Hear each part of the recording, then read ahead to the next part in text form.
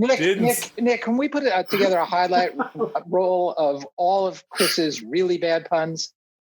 I think that I'm sorry, does anyone have time to listen to all of them, Don? We could do it as a Christmas special. Oh my gosh. It will be really, really long. Welcome once again to Free Associations from the Boston University School of Public Health, the Public Health and Medical Journal Club podcast for anyone who is as confused by the latest health study as I am by what we do for Thanksgiving this year. Now, I know by the time this airs, Thanksgiving will have passed, and for those of you who are not in the United States, or you probably don't celebrate Thanksgiving like we do, but I am really confused, guys. What do we just all buy Kentucky Fried Chicken this year, or what do we do? No, we go to Whole Foods and get takeout. Oh, that's actually a really good idea. I hadn't thought about that. Yeah, There must be places that do like the full Thanksgiving dinner. There's a ton of places. There's dozens, and you need to support your local restaurant. Because I don't know what to do. Thanksgiving is my favorite food meal of the year. Me too. Oh yeah, absolutely. We did because the weather was so nice here over the last weekend. We had my parents over and we did a practice Thanksgiving just in case the weather isn't good for the real Thanksgiving, and it was really good, but there was no football on, and it just wasn't right. Yeah. Anyway, I am Matt Fox from the Departments of Epidemiology and Global Health there at the Boston University School of Public Health, and I am here as always with Dr. Chris Gill. Welcome, Chris. Hey there, Matt. From the Department of Global Health, and once again in our third chair is Dr. Don Thea. Welcome, Don. I'm here. Also from the Department of Global Health. And as a reminder, if you could all head over to the Population Health Exchange website at www.pophealthex.org. That's BU's hub for lifelong learning. And in particular, I do want to just plug that our PHX Winter Institute is coming up this year in January of 2021. Lots of really interesting programs going on. So it's going to feature data to dashboards, lean management in healthcare, essentials of biostatistics with SAS JMP, and a free webinar on alcohol policy during COVID. So head on over to the website and check that out. Also, as a reminder, if you could head over to iTunes or Stitcher or wherever you get your podcasts and give us a rating, that would be great as it helps others find us. So now on to the show. So today in our first segment, which is our Journal Club segment, we're going to look at a study on the effect of bariatric surgery on life expectancy. Then in the second part of our podcast, which is our deep dive, we're going to talk about patterns of prescribing for the drug hydroxychloroquine during COVID. And then in our amazing and amusing segment, we'll get into some things that make us laugh out loud, or Chris will tell us about where we can adopt a pangolin. So let's get into segment one. We are going to talk about an article that looked at the effect of bariatric surgery on life expectancy. It was published in the New England Journal of Medicine, and it was entitled Life Expectancy After Bariatric Surgery in the Swedish Obese Subjects Study by first author Lena Carlson of the Institute of Medicine and Health and Care Sciences at the University of Gothenburg. Some headlines on this one. So Physicians Briefing says bariatric surgery linked to longer life expectancy and obesity. MedPage Today says bariatric surgery boosts life expectancy, long-term data show. And Eureka Alert says higher average life expectancy after obesity surgery. So Don, can you give us the rundown on this study, what they found? Oh, I thought Chris was going to review this. Oh, Chris can? Oh, I can do that if you want. No, I'm just kidding. I can do it. Okay. Because I was hoping Chris on the spot. I was hoping to have the opportunity to say the word Gompertz. Gompertz. Yeah, I'm not going to say that word. I'm going to. Chris, your Gompertz is showing. Thank you. Oh, I need to tighten my belt and exercise more. All right. So this study is a report actually of a second follow-up of a study that had previously been reported by the same group, this SOS. It's the Swedish Obese Subjects Study out of Sweden. And previously they had reported that there was a 27% decline in death after 11 years of follow-up in this very group of subjects that I'm going to describe. And what they have done is they have put together a prospective cohort collected from 25 public health departments and 480 primary regional clinics throughout Sweden, where men and women between 37 and 60 years of age with an elevated BMI, which was defined as 34 or above in men and 38 or above in women. So these people are obese. And the intervention group was surgical banding. This was not randomized. These people were subject to surgery for their own purposes. But the intervention group had surgery, which consisted of gastric banding or vertical banded gastroplasty or a gastric bypass operation. There were approximately 2,000 individuals in the surgery group and about 2,037 individuals in the control group. And the control group was treated according to the standard of care, which is not including surgery. So it's exercise and diet and counseling.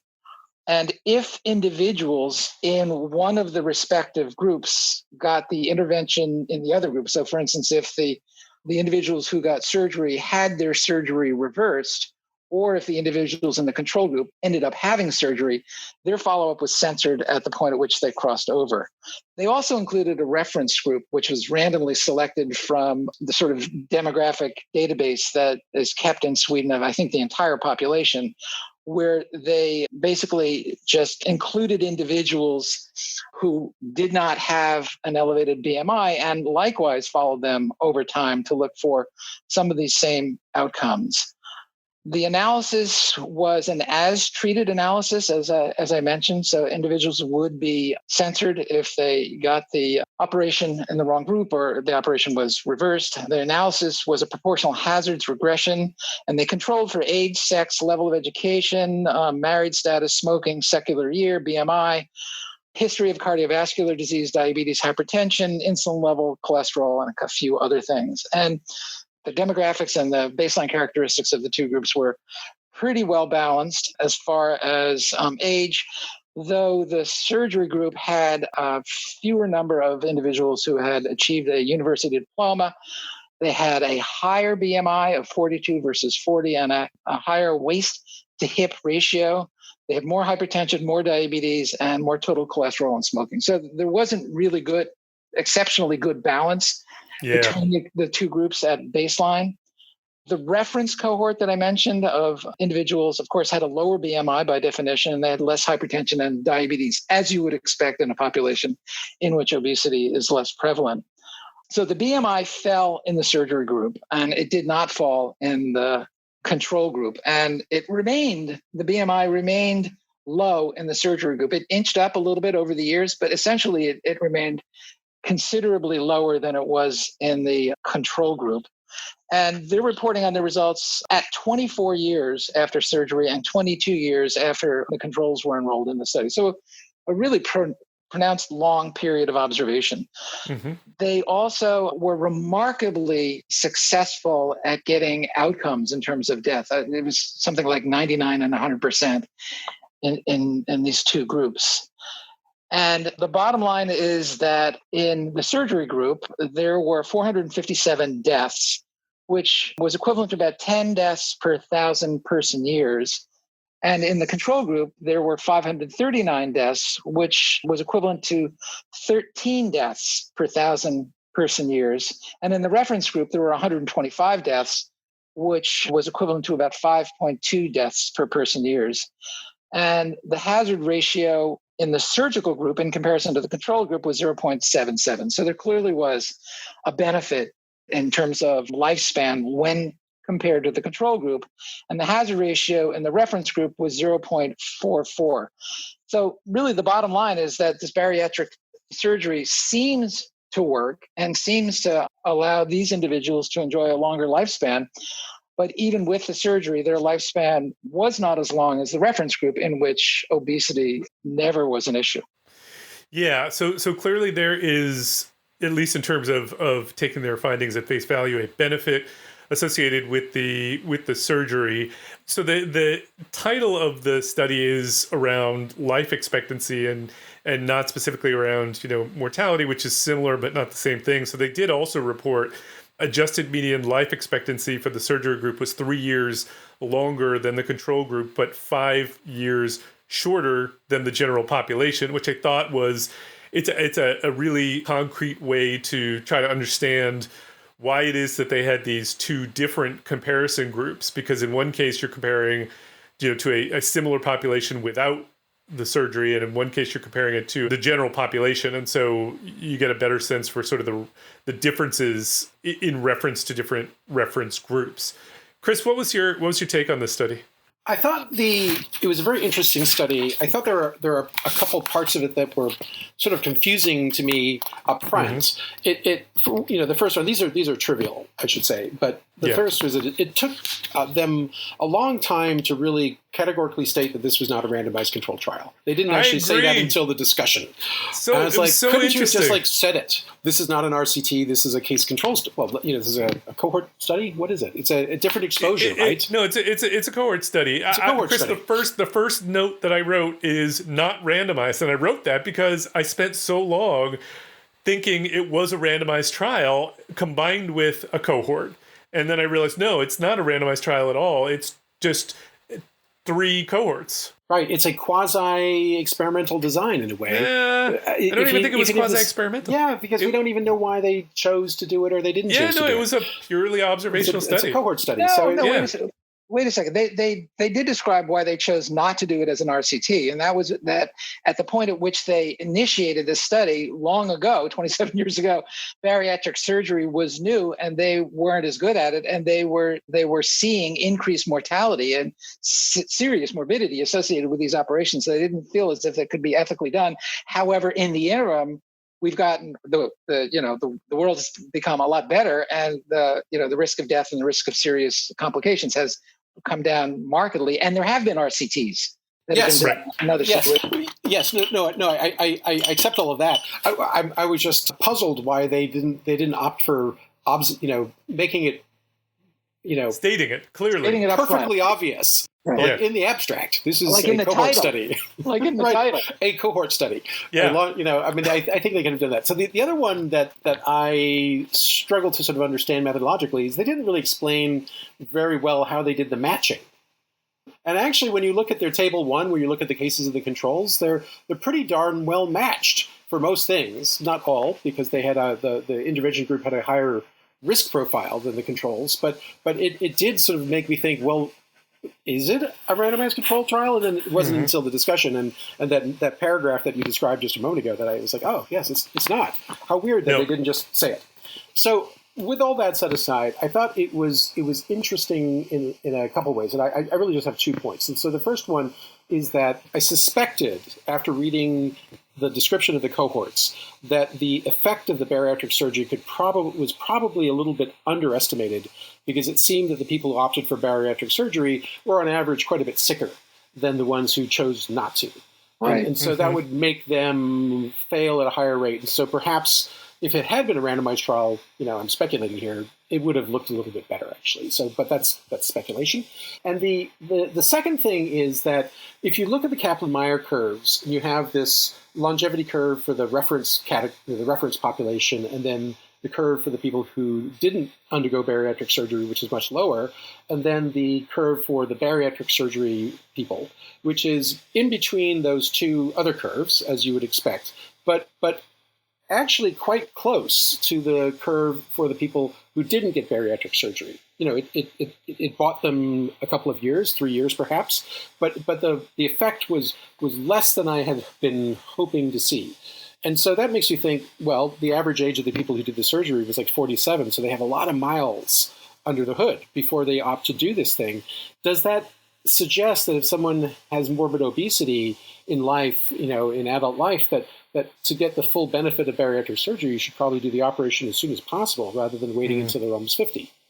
That there's only so far you can run the odometer back by doing this surgery, because you've had all that cumulative exposure to the metabolic syndrome and vascular disease, and none of that is going to go away. You've added those miles permanently, and now you're putting yourself on a new trajectory. But to really add longevity, you probably want to do this earlier and not wait until years of attempts at dieting and losing weight have failed to finally say, okay, this is our last resort. It felt to me like this is saying it shouldn't be the last resort. It should be an earlier strategy. Yeah, of course we have no data to back that up, but I in the sense that there haven't, as far as I know, been equivalent studies done with the intervention being done at a younger age. But but I follow your logic, and it seems to make sense to me. So another thing, though, this is one of the complications of doing long-term follow-up studies, but these surgeries were done between 1987 and 2001, and as they note very upfront in their limitations, that the surgical techniques that are done in the study, as they say, are rarely used today. And so what we're getting here, it seems to me, is a sense that the approach is beneficial, but we don't really know what the benefit is of doing similar surgeries today, because the approaches are totally different and may have different effects. And the only way to figure that out is to start a new cohort now, or people who had the surgery 5 years ago, and go from there and figure out what the long-term benefits of a newer surgery. But you won't know that for 20, 30 years, in which case the effects may have, the approaches may have changed yet again. And so this is one of those things where you're always trying to catch up. It's really hard to do. Don't you think, though, that at this point it would not be ethical to do an RCT? No, I'm not arguing for an RCT. I'm just similar cohort design, but done with a cohort of patients who were receiving the surgery now. Now, that said, Don, clearly it would be unethical to do an RCT, but there were RCTs done, as you point out, that you could have done long-term follow-up on those people who were in the trial and might get a better sense. Because I will say, the one thing that methodologically, well, there were probably two things. One thing I wonder about methodologically from this study was, was there potential for some residual confounding? Because I just think this would be a tough one to totally remove all the confounding. Not as bad as the dietary studies that we look at, where we throw our arms up and we have no idea.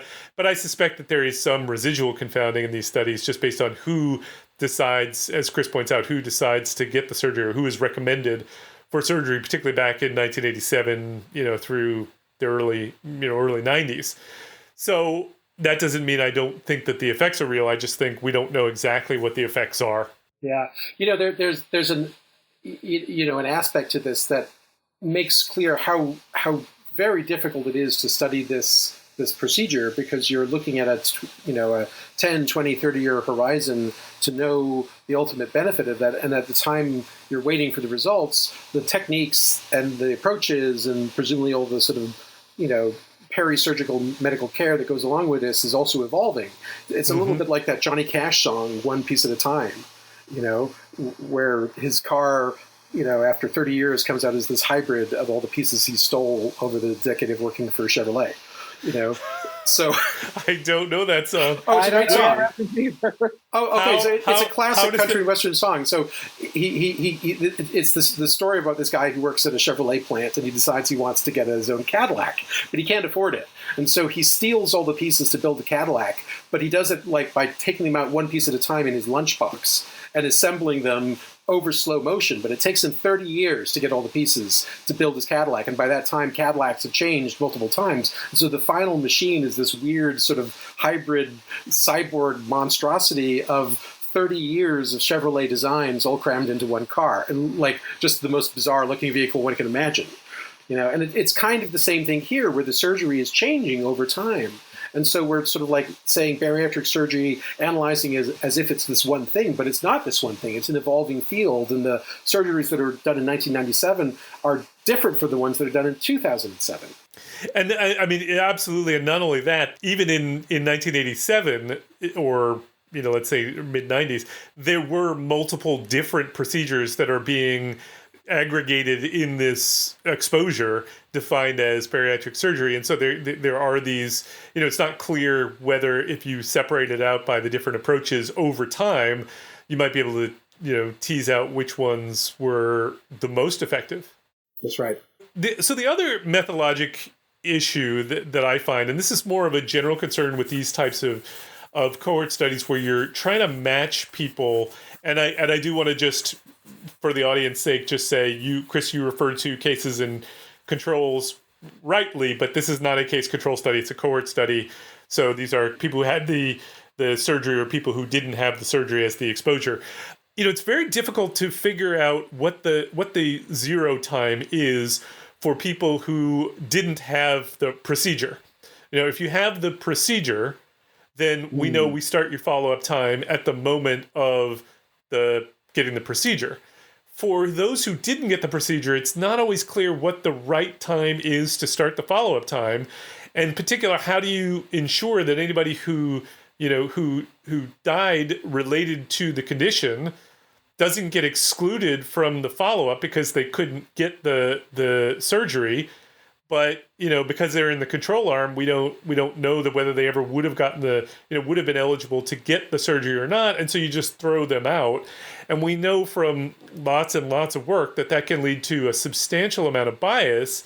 I'm not alleging that happened here so much as I just found it difficult to figure out exactly how they defined what the zero time was for each of those comparison groups, not overall, but just sort of in relation to ensuring that you don't end up with these, what are referred to as immortal person time problems, where you're just sort of excluding people who died unintentionally. So, that was sort of really it for me, was the confounding and the zero time. But I still thought that it was reasonably convincing that something there is clearly a benefit here. I'm just not sure I know exactly what it is, what exactly it is. But I think we say that of many studies, and I don't find that to be particularly unusual. Yeah, I agree. But, it was interesting that with respect to that point, Matt, because they do say that the control group was matched to the intervention group, but they never describe what the matching was. And one might think that they matched on age, because that would be a reasonable zero time or semi, quote, zero time as you're describing. You also might consider zero time to be the onset of obesity. It could be that there are people that are obese, have only been obese, even though they're 42 years old, they've only been obese for 5 years as opposed to 25 years. And if it's 25 years, you've got a lot of pathology working for a long period of time, and you're going to have, a different physiologic effect at that age. So it's even more complex, I think. Yeah, I agree. And I think in that case, probably what you'd want to really know is not so much that you set the zero time at the onset of obesity, so much as you would want to assess whether or not or amount of time that a person was obese modifies the effect of the surgery, which I think is kind of the question that Chris was getting at in the beginning. Does doing the surgery, which now that I say it out loud, I realize would be completely confounded with age. So you're probably right, Don, that age is really where it's at. So if you did know when the onset of obesity was, could you deal with that in the analysis? You could, in that you could control for the amount of time that a person had been obese prior to entering the study, and see whether or not that it was both a confounder and an effect modifier, for sure. I still think you'd run into some problems with people who died prior to surgery, though. I suspect it's not a large number, and probably isn't going to change the results that much, but it's something to consider. Yeah, and it's entirely possible that if somebody is really quite obese, that they could suffer some serious consequences of the obesity and end up dying of it prior to reaching the age of 47 or whatever the entry age was here. So even searching for adequate controls would be biased, because you will have lost the ability to enroll controls who were sort of on the worst end of the spectrum. So true. So a lot of methodological challenges here, but overall, I still felt that I fell on the side of believing it. This is probably correct. So did I. Yeah. Chris, now you want to tell us why you were going to say the word Gompertz? Gompertz, right? So they talk about this in the methods. They said, I'll read it to you. You said, we used the Gompertz proportional hazards regression model. And I realized, as I often do when reading statistical methods, that I don't know what that means. But maybe you do. I do. Well, Chris, do you know what a Cox proportional hazard model means? I do. What does Cox mean? It's a guy. It's a statistician's name. Well, wouldn't you think that Gompertz is a guy? Well, right. But what's the difference? Like what's exactly what's special about Gompertz versus like non-Gompertz? Right. So proportional hazards regression is a model is a regression modeling approach for time to event data in which we assume that the effects of whatever it is we're interested in are proportional to the underlying hazard function. In other words, the underlying risk of the event, which changes over time. And so we assume that the effect is sort of a constant multiple of whatever that underlying baseline hazard is. And the nice thing about that is if you make that assumption, you don't need to know what the hazard actually is, and it just simplifies all the calculations. But a lot of people would say that assumption is probably wrong in a lot of cases, in which case the solution to that is fitting a model in which you estimate the underlying hazard using some kind of distributional function. And the function that they found fit best was this Gompertz distribution. So it's just an underlying distribution for the hazard. So sort of like a Poisson distribution, for example. Exactly, or Weibull was another one that is commonly used and they tested. So anyway, now that I have put all of our listeners to sleep, you can all wake up. I love Poisson regressions, though I do find them a bit fishy. I didn't see that coming at all. Nick, can we put together a highlight roll of all of Chris's really bad puns? I think that. I'm sorry. Does anyone have time to listen to all of them, Don? We could do it as a Christmas special. Oh my gosh! It will be really, really long. It would go on and on and on. And speaking of going on and on and on, let's move on to our second segment where we are going to talk about a paper on the increase in prescribing patterns for the drug hydroxychloroquine, which I'm sure our listeners have heard of ad nauseum. It was part of the, I almost want to say at this point it's part of the culture war in the United States. Absolutely. In fact, if you've been taking hydroxychloroquine, you've experienced it ad nauseum. Oh, there you go. Well said, Chris. So this was a paper published in JAMA in their News from the CDC, News from the Centers from Disease Control section. And, this hydroxychloroquine is a drug that the President of the United States, for a few more months, has pushed as both a prevention and a treatment for COVID-19. And this article basically documents that there has been this increase in prescribing of this drug, hydroxychloroquine, over the time period that, this has come out as a potential treatment and prevention for COVID-19. The data is pretty clear that it's not particularly effective. I mean, I suppose the jury is slightly out on... No, I would disagree with that statement. I think it's pretty clear. It does not work. Harmful, it does not work. Effective. Yeah, I mean, there's sort of some mild controversy as to whether in a very specific subset of a subset of a subset, if you do it at the right time, it might work. But I agree with you. I think the data is pretty clear that this is not an effective treatment or prevention. And yet at the same time, what the CDC is reporting is that there's been a lot of prescribing of this drug. In particular, what's concerning is it's being prescribed by specialists who don't typically use the drugs. They say of those who typically would not prescribe hydroxychloroquine, drug use rose to about 75,000 plus prescriptions in March 2020 from 1,000 in February 2020. So an 80-fold increase compared to March of 2019. I think and it was driven by ophthalmologists, anesthesiologists, and cardiologists. Yeah, so that was overall, but in particular was driven by these subfields, which there's no, as far as I can tell, logical reason why they would be prescribing these drugs, except for somebody going to them and saying, you can prescribe drugs, I want hydroxychloroquine, right? I mean, am I making that up? Absolutely correct. That's absolutely correct. You would be astonished to find an ophthalmologist who had previously prescribed hydroxychloroquine once in the last 20 years. In fact, ophthalmologists should know better than to prescribe hydroxychloroquine because it has been shown to have potentially, in long-term use, severe retinal side effects. So ophthalmologists should, in particular, be sensitized to the fact that this drug, though it may or may not be efficacious, is potentially harmful. Right.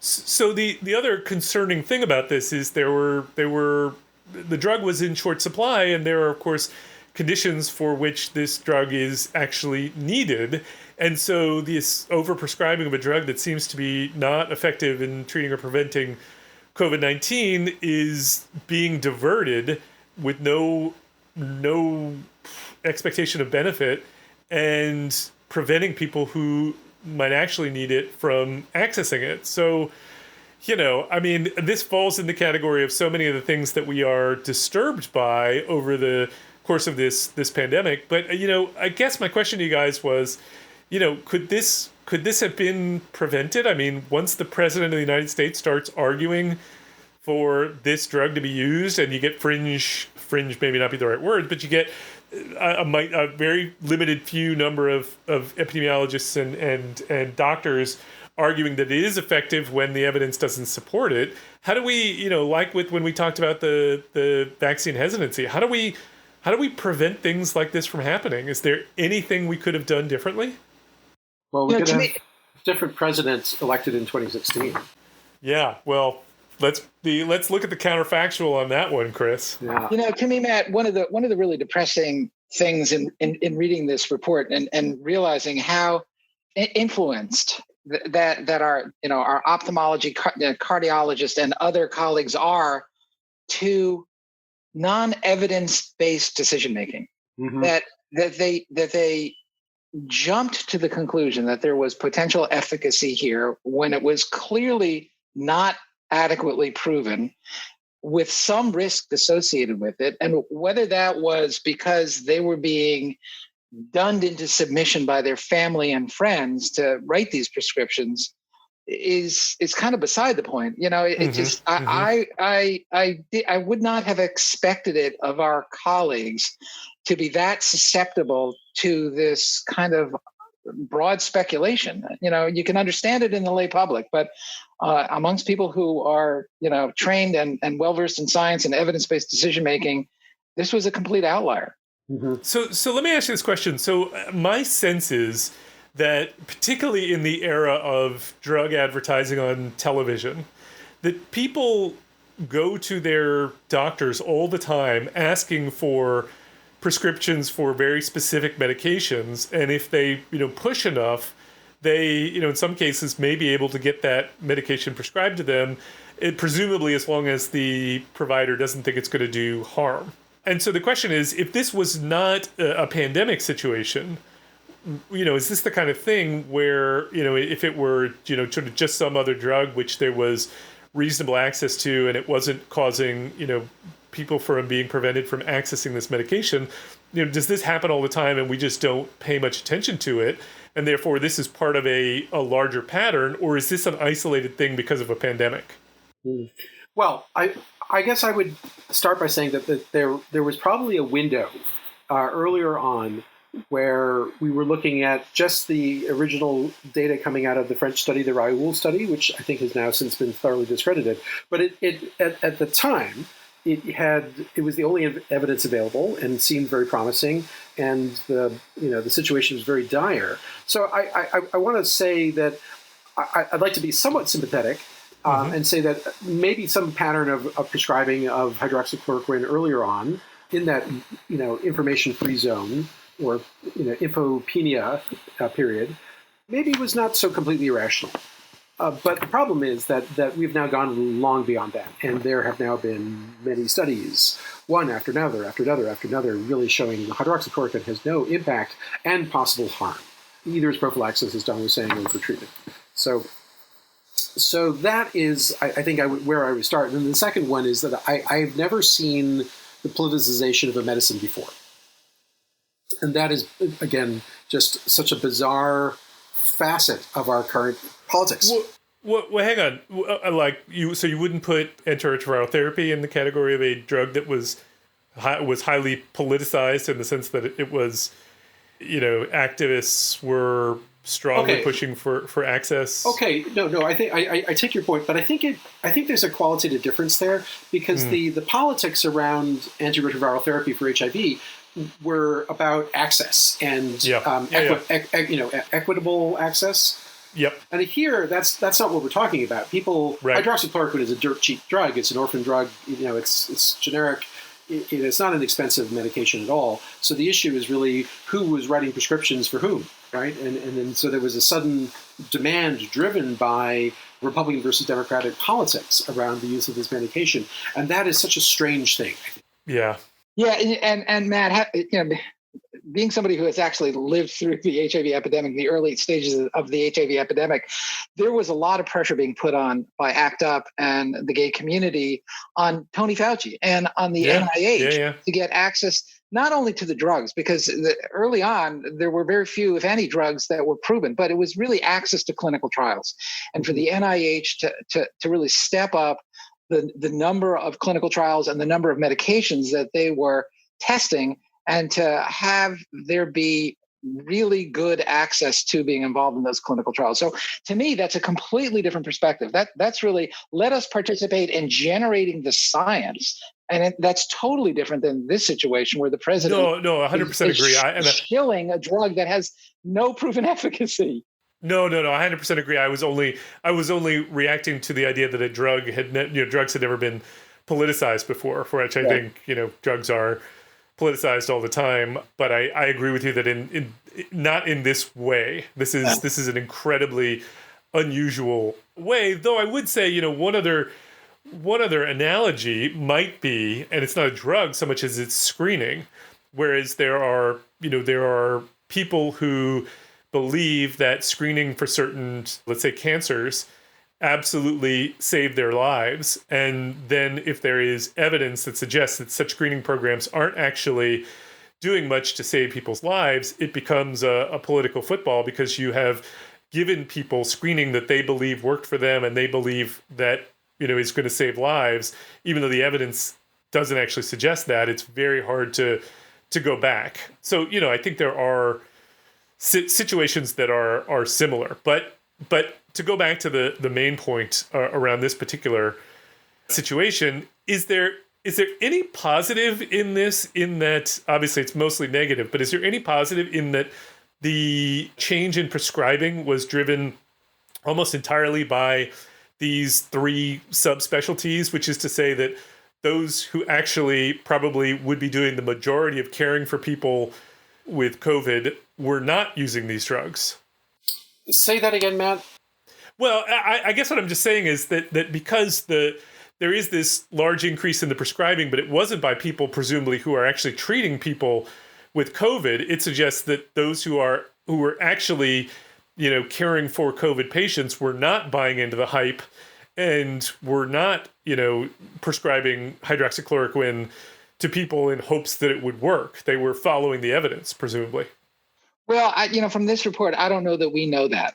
I don't know that. I mean, they're reporting these 3 specialties as being the most prominent prescribers, but that we don't know that general practitioners and internists and others, we don't know that they weren't. So it's entirely possible that there was a marked increase in prescriptions from those specialties also. Yeah, though presumably not to that degree if those were the ones accounting for the majority of it. But I take your point. We don't actually know. All right. Well, other than that, this is clearly a huge shame. Anything else anyone wants to add before we move on? Well, I want to end with a famous Latin quote from Cicero, which is, "To be ignorant of the past is to be forever a child." And I think there's a modern adaptation of that, which comes from our Senate Majority Leader, Mitch McConnell, which is, "There's very little to be learned from the second kick of a mule." Yeah, for sure. Yeah, fair enough. Yep. I'll buy that. All right. Well, let's move on to our last segment, which is our amazing and amusing. And I'm gonna go first. I'm hoping that my memory isn't failing me and one of us didn't already do this one, but I was intrigued by this. We did? Oh, man. I think we did. I feel like we could say that. No, it has to do with it's the British Medical Journal's Christmas edition. Answering the question, does pride come before a fall? A longitudinal analysis of older English adults. Did anyone do this one already? I don't think so. No, I don't. Oh, thank goodness, because my memory is totally failing me. So this was as our listeners know, the Christmas edition is full of studies that are real but are making a humorous point, and so presumably people know the novel or the saying, Pride comes before the fall. And so they wanted to actually test whether or not this was true. And they did secondary analysis of the English longitudinal study of aging. It was they had the data set available to them. It was a longitudinal study of older English adults, about 6,000 of them. And they also had data in this study on both, falls, but also on a self-reported measure of pride at baseline. So they figured they would try to see whether or not pride did indeed come before the fall. And the findings, unfortunately, do not support the contention that pride comes before the fall. So unadjusted estimates indicate that the odds of reported falls were significantly lower for people who had high pride levels compared with those who had low pride levels, odds ratio of 0.69. And the odds ratio remained after all their adjustment was partially attenuated. In fact, the confidence intervals were fairly wide and did exceed 1 in their final model. So they do leave open some possibility that pride could come before the fall, but I think in the end we're just going to have to include that in fact does not. So sorry to burst the bubble on that one. So I think that what they need to do is reanalysis and see if pride becomes during the summer. Pride comes during the summer? Yeah. Before the fall. Oh, that's a good point. I hadn't really thought of it that way. That's what I always thought that expression meant, was that pride becomes in the summer. Pride comes in the summer. Yeah. Wow, that's a really, really interesting way to look at that I had never in fact thought of. Yeah. I always thought that pride Chris. I always thought that pride preceded the fall. Didn't he just No idea what I said? That pride precedes the fall. Not the summer. Isn't that what Don just said? Were you listening? Were your earphones on mute? With great attention, I was listening. Were you checking the internet? Were you checking the internet? Let there be light. Okay. I think we had a bathroom break during my segment. All right. Oh, that's funny. Well, now that we know you are paying attention again, Chris, what do you got? All right. Well, I've got something very small and hopefully short as well. So many episodes ago, we talked about the fact that blue whales and elephants have more cells than mice. Yes, I remember that. Right? So it's not just that like a bigger animal has bigger cells, but there are more of them. And in fact, I think I said in that episode that a blue whale's cells or an elephant's cells are about the same size. So there's just many more of them. And I thought that this was kind of a universal truth, but it turns out it isn't. Now check this out. So these guys who published in PNAS and the name of their paper is called Smaller Salamander Species Are Associated with Smaller Genomes. And so it turns out that salamanders, come in all different shapes. There's like giant salamanders and there's really teensy-weensy salamanders that are about the size of a penny, except skinnier. And so a salamander of any different size has to have sort of complex, features and functions and capacities, and all of that requires organ structures and anatomy. And when you're the size of a matchstick, that's obviously harder to pack all that stuff into that salamander than if you're a giant African salamander who's like a foot across. So how do they do it? And so these guys actually sequenced the genomes of 70 different kinds of salamanders that they pulled out of a bunch of jungle somewhere, and created lineages of them. And what they found is that the size of the cells themselves shrink as the salamanders get smaller. How about the size of the cell shrinks as the salamander gets smaller? Like a mini salamander, the size of what are those puntia nails that you use to tack up, to hang a picture, have smaller cells than big salamanders. And the reason why is that the nucleus of the cell in particular, occupies much of the space of the cell. And so the way that they have made the cells smaller is by making the chromosomes more compact. And they've done that by getting rid of junk DNA, because our chromosomes are filled with all sorts of strands of non-coding, material that just fill up the genome but don't do anything. And so these little animals have become more efficient and to sort of pack all that information and that function to a smaller space, have gotten rid of all that junk DNA and made their nuclei smaller so that their cells can be smaller. How about that? Ooh, cool. Very cool. Yes. So very it is. cool. All right, so getting rid of junk is the way to get smaller. Right. It's a reminder of the saying by Quintilian, quid, quis, ubi, quibus, auxilis, cur, quomodo, and quanto. Oh, stop. I was going to say the same thing. I was totally thinking that. But can you just remind our audience what that means? Chris, you're grandstanding. Oh, sure. I'd be happy. Who, what, where, with what, why, how, and when. That's what we do. That's our job. Totally was thinking the same thing. I think we should all have T-shirts that say just that. We were absolutely on the same page on that one for sure. We could maybe swap that out and put it in Latin instead of think, teach, do. I like it. I'll propose it to the dean and see how he goes for it. Go for it. Don, what do you got? All right, I have a new hero. Is it Quintilian? Okay. No, it's not. Is it Julius Caesar? Quasimodo? Nick, would you turn off his mic, please? Possibly Ovid? Are you done? Yes. All right, so I have a new hero. And his name is Andre Geim. Okay, Andre. He is a Dutch scientist who works in the Netherlands, and he has the singular distinction of having won both an Ig Nobel Award and a Nobel Prize. Oh, no way! That's Imagine impressive. That. Double dipping, no fair. So he has this totally refreshing approach to science where he and his lab team have instituted a Friday night experiments where they are encouraged to go into the laboratory and do something completely unrelated to what it is that they are studying. And as a result of these Friday nights experimentation in the lab, his perspective is that it's better to be wrong than to be boring. So he encourages these people to sort of follow their nose. And there have been many attempts, but 3 major discoveries that have come out of these Friday night experiments.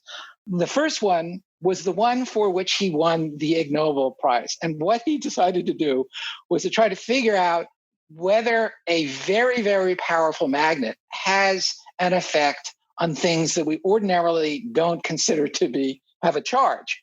And so he was able to sort of drop water droplets through this very powerful magnet and suspend those water droplets in midair to have this anti-gravitating, levitating effect. But what he was known for, and what he got the Ig Nobel Prize for, was he did the same thing with a live frog. Oh, so he was able to levitate a live frog in this magnet for an indefinite period of time. And they've got a video of it, and it's the most remarkable thing to see. You see this live frog suspended in air, kind of flailing about in various different ways. Trying to figure out what the heck is going on. Right. And then the second discovery out of this group was that they were able to figure out and replicate how gecko foot pads work, which are a remarkable construction of nature because they have this incredible adhesive power and they have no sticky stuff on their pads. And it's like, so how do they do it? Super Velcro.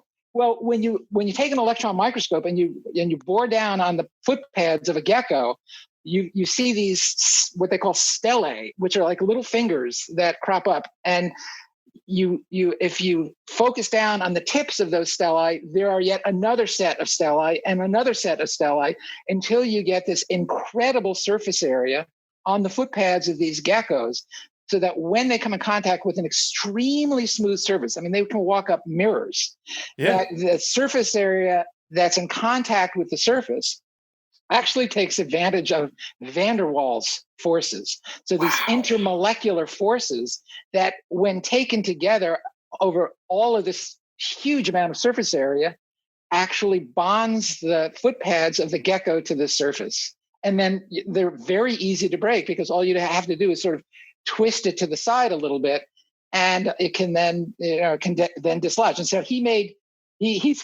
tape that has these properties. And there's this whole new area of science that is looking at how to sort of commercialize these properties, to the extent where eventually the thought is that there will be sneakers that will be anti-gravity boots that'll allow you to walk up a wall, any wall. Yes, it's absolutely amazing. But the third thing that came out of these Friday night experiment nights, for which he won the Nobel Prize, was the discovery of graphene.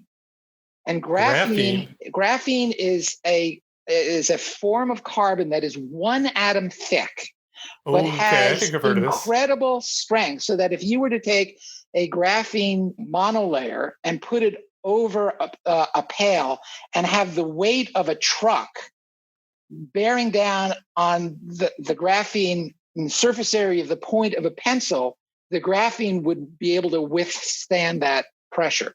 In addition, it's quite close to being a not superconductor, but a very incredible conductor, electrical conductor. And the way they discovered this was that they wanted to take some carbon and to make a graphene monolayer, and they ground down a piece of carbon to the point where it was just dust, and they kept failing. But they had Scotch tape that was in contact with this dust, and they kept throwing it into the garbage pail.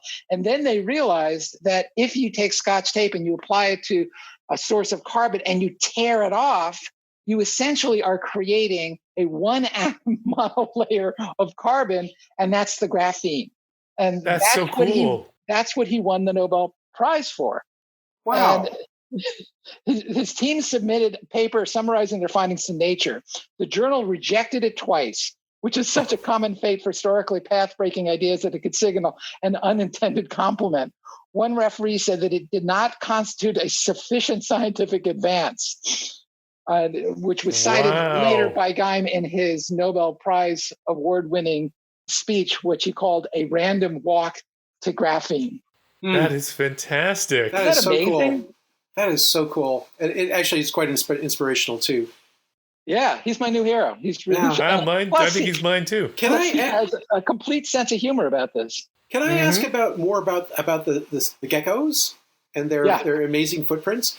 So the way you were describing it almost sounded like a fractal. Is that an appropriate descriptor?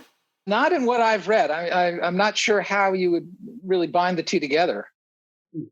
You know, it's really a matter of having an almost infinite amount of surface area and contact between the two forces, such that these extremely weak intermolecular forces actually have a lot of sort of cumulative force that keeps the pad of the gecko foot in contact and adhesive to whatever surface it is. Yeah. It's an amazing, very cool, amazing observation. Yeah. Fantastic. Well, that is the end of our program. If you get any feedback on this or any other episode, or you want to suggest a study or a topic for us to take on, you can tweet us at PopHealthyX, or you can tweet me at ProfMattFox, or Don at DTheo1, or Chris at ID.Gill, and he won't answer it. Or you can find us on the Population Health Exchange website at www.pophealthyx.org. We want to thank Leslie Talalian, Director of Lifelong Learning at the BU School of Public Health, for supporting the podcast, and Nick Guler for sound and editing. Thanks for joining us. We hope you enjoyed it, and we hope you will download our next episode. And remember, non omnia possamus omnes. Again, I was thinking the same thing. We should end every episode that way.